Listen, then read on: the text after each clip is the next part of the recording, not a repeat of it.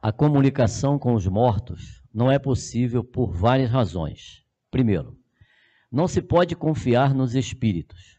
A questão da identidade dos espíritos é uma das mais controvertidas, mesmo entre os adeptos do espiritismo. Allan Kardec, o livro dos médiuns. Por quê? Assim, se um espírito comunica com o nome de São Pedro, por exemplo, não há mais nada que prove que seja exatamente o apóstolo desse nome. Pode ser um espírito do mesmo nível enviado. Allan Kardec, o que é o espiritismo. Sabe-se que alguns dentre eles assumem nomes de empréstimo. Ibidem. Então vejam, irmãos, você está chamando o apóstolo Pedro. Vem, apóstolo Pedro. Vem, apóstolo Pedro. Aí aparece o Zé Pedrinho, fingindo que é o apóstolo Pedro. Então, o Allan Kardec está dizendo que você pode chamar uma pessoa e vir outra. Agora, olha a segunda questão que ele coloca. Não se pode confiar nos médiuns. Os médiuns de mais alto merecimento não estão isentos das mistificações dos espíritos mentirosos. Em primeiro lugar, porque nenhum médium é suficientemente perfeito para não apresentar ponto vulnerável que pode dar acesso aos maus espíritos. Então veja, o próprio Allan Kardec está dando dois motivos para que a gente não consulte mortos. Primeiro, pode vir outro espírito que não é o espírito chamado. Segundo, o médium pode estar enganando a pessoa. Se o cara for seguir o conselho do próprio Allan Kardec, ele vai ficar indo atrás de gente morta?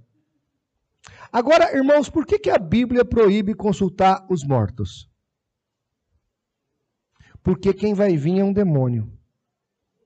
Quem vai vir é um espírito maligno. Lembra o caso da pitonisa de Endor? Nós vamos ver ela daqui a pouquinho. Ali é um bom exemplo disso. O que aparece ali não é Samuel. Não é Samuel. Vamos lá, próximo, por favor.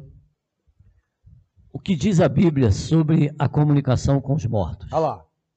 Não se achará no meio de ti quem faça passar pelo fogo o seu filho ou a sua filha. Nem adivinhador, nem prognosticador, nem agoreiro, nem feiticeiro, nem encantador, nem quem consulte um espírito adivinhador, nem mágico, nem quem consulte os mortos. Deuteronômio 18, 10, 11.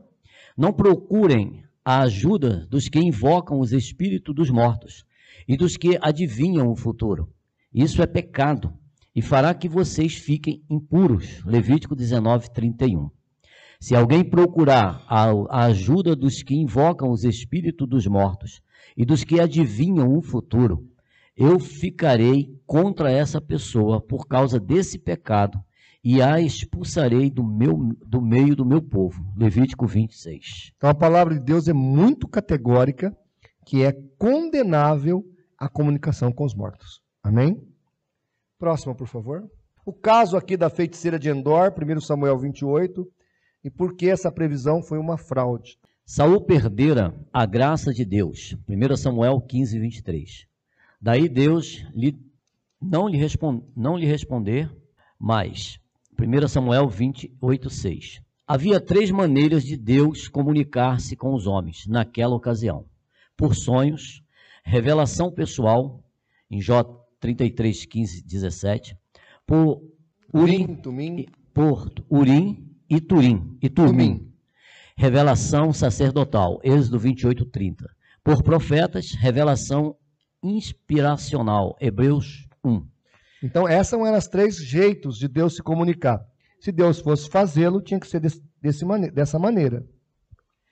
Não se pode entender que Samuel, que foi um homem santo durante sua vida, pudesse prestar-se a obedecer a pitonisa, mulher abominável, depois de morto, cometendo um pecado tão claramente proibido por Deus. Então aí está os textos bíblicos mostrando que Deus proíbe a comunicação com os mortos.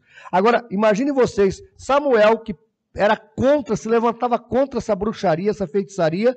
Imagine ele agora obedecendo uma feiticeira. Vem, Samuel, vem. Aí o Samuel aparecesse. É de brincadeira, é de muito mau gosto imaginar que, de fato, apareceu Samuel ali. Próximo. Não se pode conceber que Deus tenha proibido a feiticeira e a consulta aos mortos, e depois ele próprio concordasse em permitir que a feitiçaria trouxesse, de fato, o espírito de Samuel. Tiago 1,17 fala que Deus não muda. Como é que Deus vai dar uma regra que não aceite que os homens a quebre e depois ele mesmo vai quebrar a regra? Faz sentido? Não tem sentido. Então, obviamente que só por isso nós não poderíamos acreditar que Samuel apareceu ali. Próximo, por favor. O resultado dessa consulta foi trágico para Saul. 1 Crônica 10:13. De acordo com Deuteronômio 18:22, as profecias devem ser julgadas, e essas do falso Samuel não resistem ao exame. São ambíguas, imprecisas, infundadas. Vejamos. Mas antes de vermos, vamos ler 1 Crônicas 10:13, por favor. Assim morreu Saul por causa da sua transgressão, com que transgrediu contra o Senhor, por causa da palavra do Senhor, a qual não havia guardado, e também porque buscou a adivinhadora para a consultar. Então veja, Deus tirou a vida de Saul. Um dos castigos que veio sobre Saul foi porque Saul consultou o espírito da pitonisa. Agora, se ele tivesse mandado, por que ele ia castigar o Saul? Saul não foi entregue nas mãos dos filisteus. 1 Samuel 28:19. Mas se matou. 1 Samuel 31:4. E veio parar nas mãos dos homens de Jabes de Gileade. 1 Samuel 31:11-13. Então, aqui é a primeira questão. Ela falou uma coisa que ele seria entregue e ele não foi. Ele se matou. Logo, já está aí quebrada uma das primeiras profecias que o suposto Samuel morto fez. B. Não morreram todos os filhos de Saul. Tu e teus filhos estareis. 1 Samuel 28:19. Então, ela falou que todos os filhos de Saul iriam estar com ele morto. 3 dos filhos não morreram. Mefibosete é um deles. Prossiga. Como insinua a obscura profecia, ficaram vivos pelo menos 3 filhos de Saul. Isibosete, 2 Samuel 2:8-10, Armone e Mefibosete, 2 Samuel 21:8. Apenas 3 morreram, como está registrado em 1 Samuel 31:6 e 1 Crônica 10:2-6. As Escrituras declaram que as palavras de Samuel nunca caíram por terra. 1 Samuel 3:19. Mas se esse Samuel que apareceu depois de morto for o verdadeiro Samuel, ele errou em vários pontos.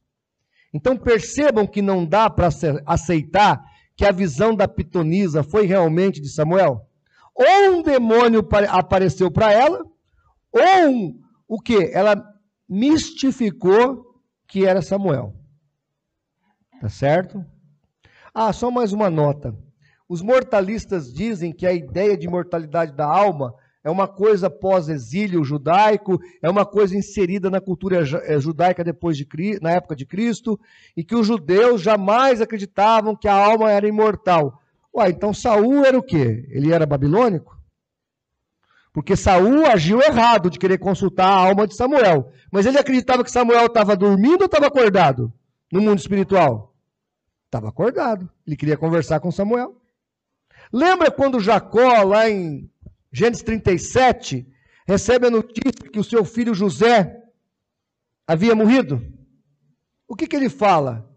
Eu descerei ao Sheol com o meu filho. Escuta, se Sheol, como algumas traduções traduzem por sepultura, era sepultura, qual foi a notícia que Jacó recebeu? Qual foi a notícia? O bicho comeu José. Está aqui a túnica dele. Tinha corpo? Tinha corpo? Não tinha corpo. Como é que Jacó, então, ia descer a sepultura com o filho dele? Tinha jeito? Não, porque o filho dele não foi enterrado. Então Jacó estava pensando em quê? No Sheol. Sheol não é sepultura em hebraico. Kever é que é sepultura em hebraico. Então, o que estava pensando Jacó? Jacó estava pensando na mansão dos mortos. Ele estava falando, eu vou até a mansão dos mortos para estar com o meu filho. O próprio Davi, quando o menino morre, o primeiro filho de Betseba, ele fala, eu irei até ela, porém ela não virá para mim. Davi não cria na ressurreição? Cria, mas ele estava falando que ele iria morrer e iria encontrar o menino no céu. Davi acreditava na vida espiritual, após a morte. Tá certo?